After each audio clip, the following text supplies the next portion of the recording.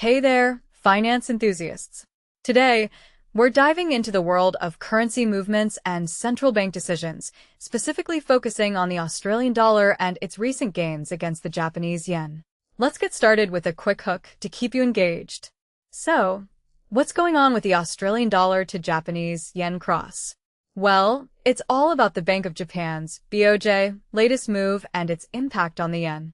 The BoJ, as expected, kept its short-term interest rate unchanged at 1%, but that's not the whole story.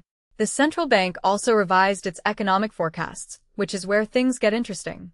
The BoJ's real GDP forecast for fiscal 2026 was bumped up to plus 0.6%, a slight improvement from the previous estimate. However, they trimmed their core CPI estimates for the same period, which raises some eyebrows. This move suggests a delicate balance between economic growth and inflation concerns. Personally, I think this is a clever strategy by the BoJ to navigate the tricky waters of monetary policy. Now, let's talk about the impact on the yen. The BoJ's decision to keep rates steady, coupled with the revised forecasts, has put pressure on the Japanese currency.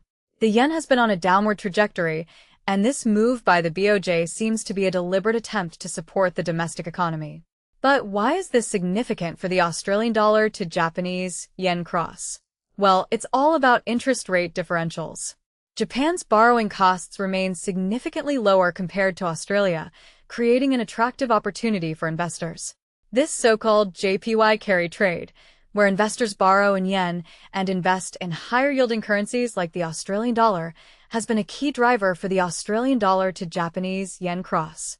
So, the BoJ's decision to maintain low rates essentially keeps this trade active, providing support to the Australian dollar to Japanese yen. But here's the twist. Despite these gains, the Australian dollar to Japanese yen cross is still on track to register losses for the first time in 5 weeks. Why? Well, it's a combination of factors.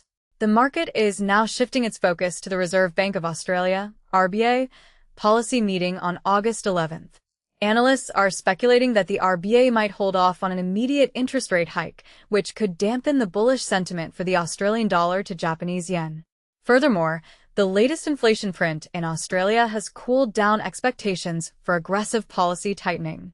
Annual core inflation only edged up slightly, which suggests that the RBA might take a breather after its recent rate hikes. This pause could be a strategic move to assess the impact of previous rate increases and avoid over-tightening. In my opinion, this is a classic example of how central bank decisions and economic forecasts can influence currency movements. It's a delicate dance, and even the smallest adjustments can have a significant impact. So, keep an eye on these central banks, as their moves can shape the direction of currencies and, ultimately, the global economy. I hope this breakdown has given you some insightful perspectives on the Australian dollar to Japanese yen cross and the broader implications of central bank decisions. Remember, in the world of finance, every move matters, and understanding these dynamics can be fascinating. Until next time, stay curious and keep exploring the world of economics and finance.